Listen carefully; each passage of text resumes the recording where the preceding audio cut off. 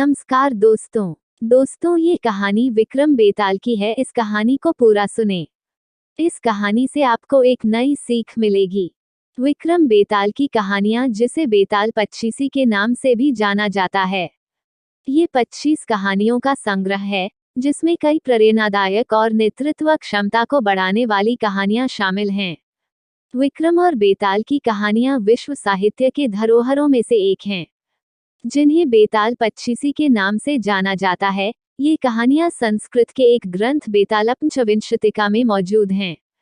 इसके रचयिता बेताल भट्टराव थे, जो न्याय के लिए प्रसिद्ध राजा विक्रम के 9 रत्नों में से एक थे। ये कथाएं राजा विक्रम की न्याय शक्ति का बोध कराती हैं। बेताल प्रतिदिन एक कहानी सुनाता है और आखिर में राजा से ऐसा कठिन प्रश्न कर देता है कि राजा को उसका उत्तर देना ही पड़ता है। उसने शर्त लगा रखी थी कि अगर राजा बोलेगा तो वो उससे रूठकर फिर से पेड़ पर जा लटकेगा। राजा विक्रमादित्य ने बड़े से पेड़ पर लटके बेताल को उतारा और उसे लेकर आगे बढ़ने लगे। फिर खुद को बचाने के लिए बेताल ने फिर से राजा को एक कहानी सुनाई। सबसे अधिक साहसी कौन। एक बार की बात है, भूंगापुर नाम का एक शहर था जिसके राजा का नाम सतसेन था। वो राजा अपनी प्रजा का खूब ख्याल रखता था। उसी शहर में एक सेठ भी था जिसकी बेटी का नाम उर्मिला था। वो बहुत ही सुंदर और गुणी थी। उसे जो भी देखता वो उसे देखता ही रह जाता था।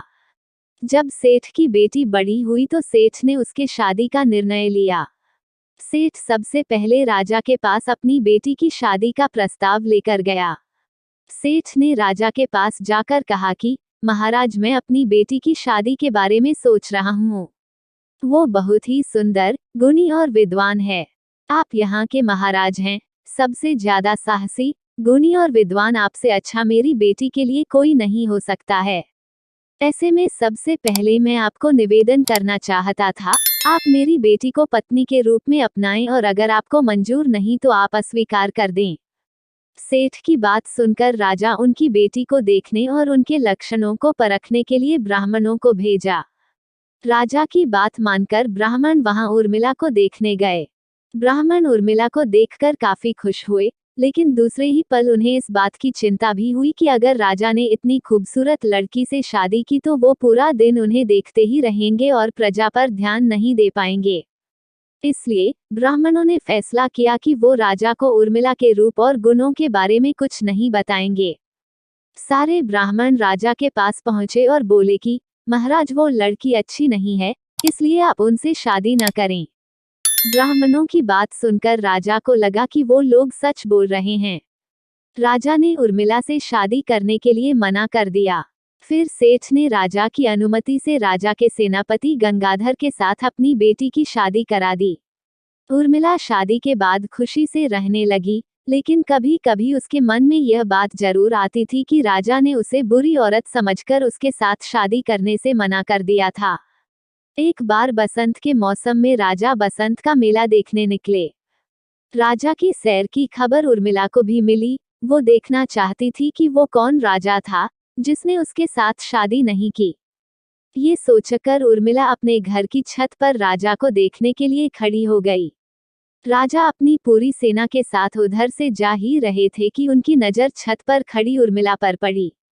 उसे देखकर राजा पूरी तरह से आकर्षित हो गए। उन्होंने अपने सेवक से पूछा, ये खूबसूरत लड़की कौन है? तब सेवक ने राजा को सारी कहानी बताई। ये वही लड़की है जिसके साथ ब्राह्मणों के कहने पर आपने शादी करने से मना कर दिया था। बाद में इसकी शादी सेनापति गंगाधर के साथ हो गई थी। पूरी बात सुनकर राजा को गुस्सा आया और उसने ब्राह्मणों को नगर छोड़ने की सजा दे दी। उसके बाद राजा बार बार यह बात सोच सोचकर दुखी रहने लगा। उसे बार बार शर्म भी आ रही थी कि वो एक ऐसी लड़की के बारे में सोच रहा था जो पहले से ही शादीशुदा है। राजा के हाव भाव से आसपास के लोग उनकी मन की बात समझने लगे। राजा के मंत्री और चाहने वालों ने राजा से कहा, राजा, इसमें दुखी होने वाली क्या बात है? सेनापति तो आपके लिए ही काम करता है, तो आप उससे बात करके उसकी पत्नी को अपना लें। लेकिन राजा ने मंत्रियों की बात नहीं मानी। राजा का सेनापति गंगाधर, जिससे उर्मिला की शादी हुई थी, वो राजा का बहुत बड़ा सेवक था। उसे जब राजा की बात पता चली तो वो राजा के पास पहुंच गया, फिर बोला, महाराज मैं आपका दास हूँ और वो आपके दास की ही पत्नी है। मैं खुद उसे आपको भेज देता हूँ। आप उसे अपना लें या फिर मैं उसे मंदिर में छोड़ देता हूँ। वो देवकुल की स्त्री हो जाएगी तो आप उसे अपना सकते हैं। राजा को सेनापति की बात सुनकर बहुत गुस्सा आया। राजा ने कहा, राजा होकर मैं ही ऐसा बुरा काम करूंगा, कभी नहीं।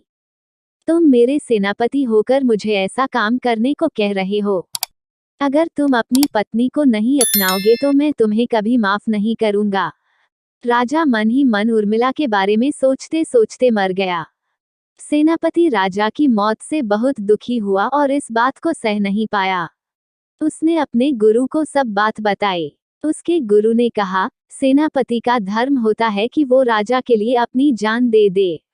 ये बात सुनकर सेनापति ने राजा के लिए बनाई गई चिता में कूदकर अपनी जान दे दी। जब ये बात सेनापति की पत्नी उर्मिला को पता चली तो उसने भी अपने पति के लिए अपने प्राण त्याग दिए। इतना बताने के बाद बेताल ने राजा विक्रमादित्य से सवाल पूछा, बताओ राजन, राजा और सेनापति में सबसे ज्यादा हिम्मत वाला कौन था? विक्रमादित्य ने कहा कि राजा सबसे अधिक साहसी था, क्योंकि उसने राजधर्म निभाया। उसने सेनापति के कहने पर भी उर्मिला को नहीं अपनाया और खुद मर जाना सही समझा। सेनापति एक अच्छा सेवक था, अपने राजा के लिए उसने अपनी जान दे दी, इसमें कोई चौंकाने वाली बात नहीं थी। असली हिम्मत वाला तो राजा था, जिसने अपने धर्म और काम को अनदेखा नहीं किया। विक्रमादित्य का जवाब सुनकर बेताल खुश हुआ और हर बार की तरह पेड़ पर जाकर लटक गया। तो दोस्तों, ये कहानी से हमें ये सीख मिलती है कि हमें किसी भी हालत में अपने धर्म को और सत्य को नहीं छोड़ना चाहिए।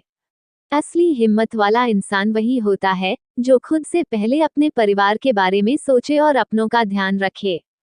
तो दोस्तों, ये कहानी आपको कैसी लगी हमें नीचे कमेंट बॉक्स में जरूर बताएं। अगर आप हमारे चैनल पर नए हैं तो ऐसे वीडियो के लिए हमारे चैनल को सब्सक्राइब और लाइक करें। धन्यवाद।